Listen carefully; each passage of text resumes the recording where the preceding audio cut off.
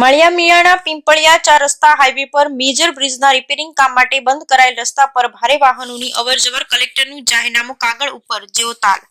માળિયા મિયાણા મચ્છુ નદીના બ્રિજ પરથી ભારે વાહનોને પ્રવેશ પ્રતિબંધિત જાહેરનામું હોવા છતાં અવરજવર કોની દયાથી કલેક્ટરના જાહેરનામાના ઉલાળ્યા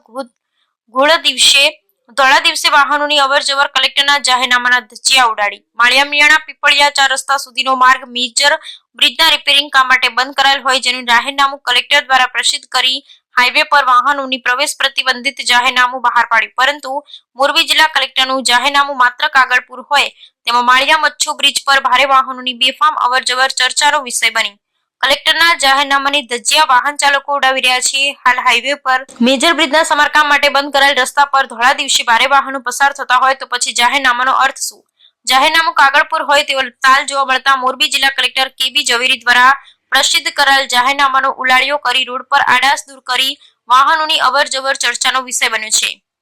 અત્રે ઉલ્લેખનીય છે કે મેજર બ્રિજના સમારકામ માટે લોકોની સલામતી અર્થે બંધ કરાયેલો બ્રિજ ઉપર ભારે વાહનોની અવરજવર કોઈ દુર્ઘટના બને કે અકસ્માત સર્જાય તો જવાબદારી કોની કલેક્ટરનું જાહેરનામું હોય કચ્છ તરફ જવા મોરબી તરફથી ભારે વાહનોની અવરજવર કરવી તેવા બોર્ડ લાગ્યા હોવા છતાં તમામ ભારે વાહનો માળિયા થઈ કોના કહેવાથી કોની દયાથી કોની જવાબદારી હેઠળ અહીં ભારે વાહનોની અવરજવર ચાલુ છે તે તપાસનો અને ચર્ચાનો વિષય બને છે તેમજ માળિયા તરફથી પીપળિયા 4 રસ્તા સુધી ભારે વાહનોની અવરજવર ચાલુ હોય તો પીપળિયા 4 રસ્તા પાસે લગાવેલ પ્રવેશ પ્રતિબંધિતના સાઇન બોર્ડ પાસે કોઈ પોલીસ બંદોબસ્ત છે કે કેમ તે પણ તપાસનો વિષય છે કચ્છ તરફથી આવતા વાહનો પાસેથી કિસ્સા ગરમ કરી શોર્ટકટ વાહનોની અવરજવર ચાલુ હોવાની પણ ચર્ચા થઈ રહી છે ત્યારે કલેક્ટરના જાહેરનામાનો ઉલાળ્યો કરી ધોળા દિવસે પસાર કરાતા વાહનોની અવરજવર મામલે કોના ઉપર જાહેરનામા ભંગની ફરિયાદ નોંધાશે આમ તો કલેક્ટર જાહેરનામું બહાર પાડે તે કાગળ પર જ હોય તેમ ગણેશ વિસર્જન વખતે પણ જોવા મળ્યું હતું જોકે એમાં જાહેરનામાના ભંગની ફરિયાદ નોંધાઈ હતી ત્યારે વાહનોની અવરજવર મામલે પણ